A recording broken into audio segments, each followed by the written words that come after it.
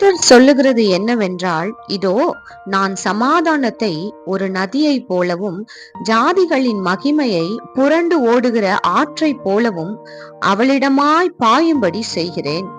அப்பொழுது நீங்கள் முலைப்பால் குடிப்பீர்கள், இடுப்பில் வைத்து சுமக்கப்படுவீர்கள், முழங்காலில் வைத்து தாளாட்டப்படுவீர்கள். ஒருவனை அவன் தாய் தேற்றுவது போல் நான் உங்களை தேற்றுவேன். நீங்கள் எருசலேமிலே தேற்றப்படுவீர்கள். கர்த்தர் இன்னைக்கு உங்களுக்கு இந்த வார்த்தையை கொடுக்கிறாரு. சமாதானத்தை இழந்திருக்கிறீங்களா? இருதயத்துல ஒரு சமாதானம் இல்லையா? என்னை யாருமே கண்டுக்க மாட்டாங்க, என்னை யாருமே ஆதரிக்க மாட்டாங்க, ஒருத்தரும் உதவி செய்ய மாட்டாங்க, என்னை சுற்றி இருக்கிறவங்களால எனக்கு எதுவுமே செய்ய முடியலையே, இருந்தும் இல்லாத மாதிரி நான் ஃபீல் பண்றேனே அப்படின்னு யோசிக்கிறீங்களா?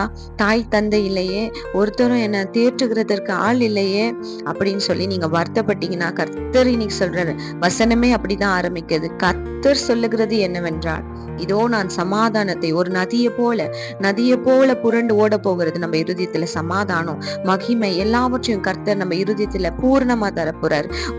ஒரு தாயை எப்படி ஒருவனை தேற்றுவாங்களோ அது போல நான் உங்களை தேற்றுவேன், நீங்க எருசலேமில தேற்றப்படுவீங்கன்னு கர்த்தர் இன்னைக்கு நமக்கு வாக்குத்தத்தம் பண்ணியிருக்கிறாரு. கவலைப்படாதீங்க, கண்ணீர் வடிக்காதீங்க. எல்லா கண்ணீரும், உங்க கண்ணீர்கள் எல்லாம் துருத்தில இருக்குங்க.